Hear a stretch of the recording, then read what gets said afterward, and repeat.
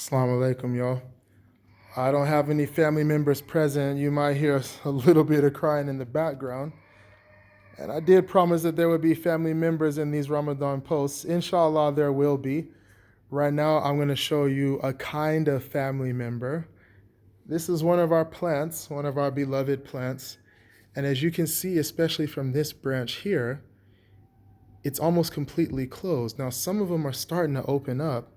I actually myself rarely see it like this because in the daytime it's fully open and it's very leafy. It almost looks like there's no leaves when you first glance at it compared to the way it normally looks when they're all the way out. So I'm going to share a little Ramadan reminiscence and let's see if we can actually notice the leaves opening up. I don't know what time of day exactly they do it. I'm assuming it's when the sun comes out. But this plant is like a family member. We really take care of it a lot. You know what I mean? We actually, we're sure to water it every day and check up on it, tie it to the pole to make sure it grows upright and all that. My first Ramadan memory is actually from January of 1997. I looked this up earlier yesterday. That's the day that the Houston Rockets, led by a Muslim man named Hakeem Olajuwon, played against the Chicago Bulls in what I believe is the first season that Jordan returned, Michael Jordan, from retirement. Now, that was a very significant matchup because the idea is that the Rockets won championships in the 2 years that Jordan was gone only because Jordan was gone. And so it's kind of like they didn't really count. They can't really compete with the Bulls, that sort of thing. So it was like a pride matchup. And Olajuwon was the center of it. And as it was Ramadan, he was fasting. And as the game was played on a Sunday, it was played during the daytime, meaning he wasn't going to be able to eat or drink anything for the duration of the match. So that was a kind of a focus in the commentary, and that's why I remember it, because I was a big time basketball fan. I was definitely an Olajuwon fan, right?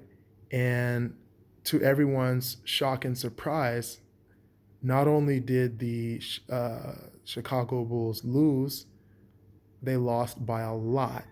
And Olajuwon had a monster game, 32 points, 16 rebounds, multiple blocks, multiple assists, multiple steals. You know what I mean? All while not having a drop of water or a bite of food. And that's kind of mind-boggling to most people because they probably can't imagine themselves doing that on a normal day, right?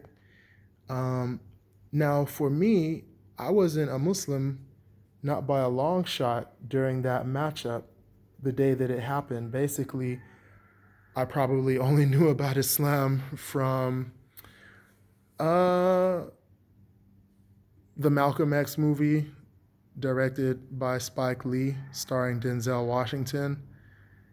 And I highly recommend that, by the way.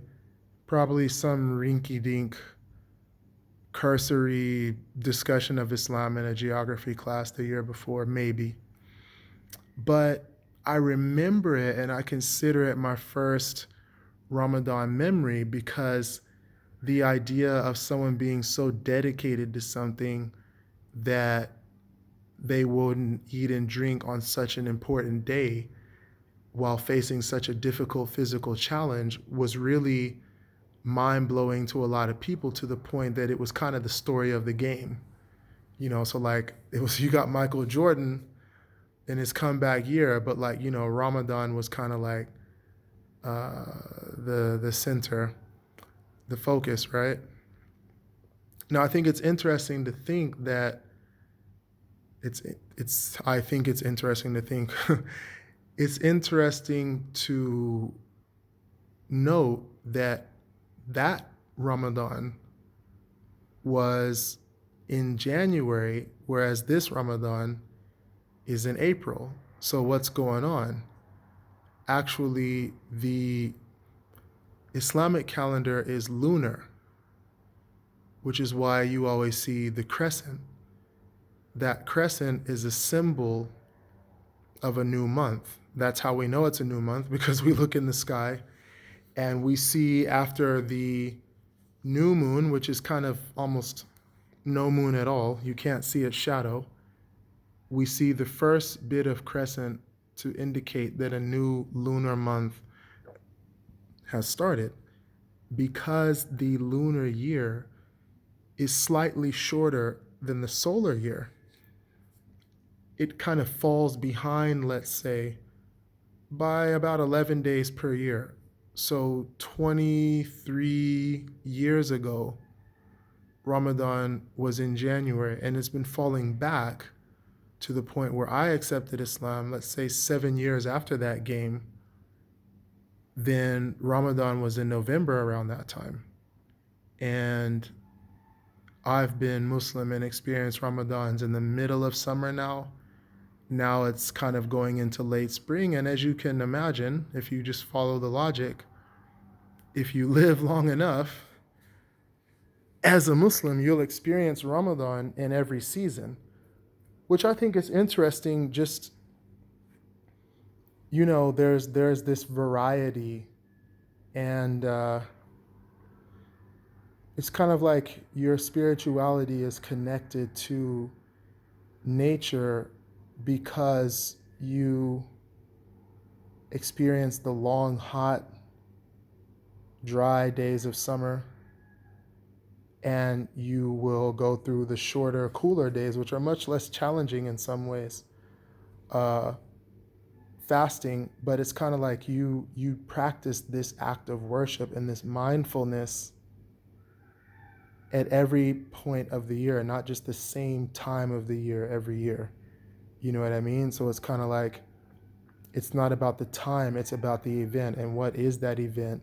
The revelation of the Quran, which was initiated in Ramadan. The Quran was revealed over a period of 23 years, but the initial revelation of the Quran was in the month of Ramadan, and that's made explicit in the Quran as a reason for fasting.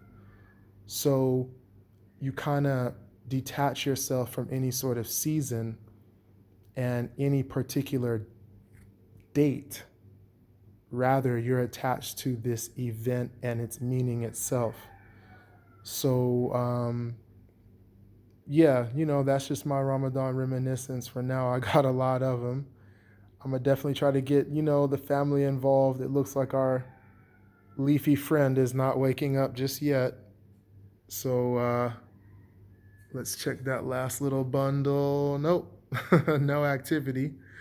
Well, the fact that these leaves are not as open as they will be later in the day, inshallah, but they're a lot more open than these. So it kind of calls into question whether or not these are inanimate objects. They seem to be quite animated, and they seem to know what's going on, these leaves, this system, this organism, because they obviously have a light sensor and are able to move. I'm going to pay attention next time it rains to see if they close in the rain too.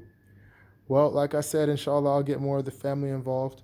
More importantly, I think that since we can't really join up due to the, lockdown restrictions, that we should still share. And I hope a lot of other people will get on their YouTube channels and share their kind of Ramadan moments and reflections and bits of their life. You know what I'm saying? So that it's something that we could all do collectively and really just glean from each other that way. Inshallah, either way, I have spoken with my family. They are ready to get on board and jump in these videos. So we're going to make it a little bit more, animated than this tree of ours right here. Okay. Assalamu alaikum.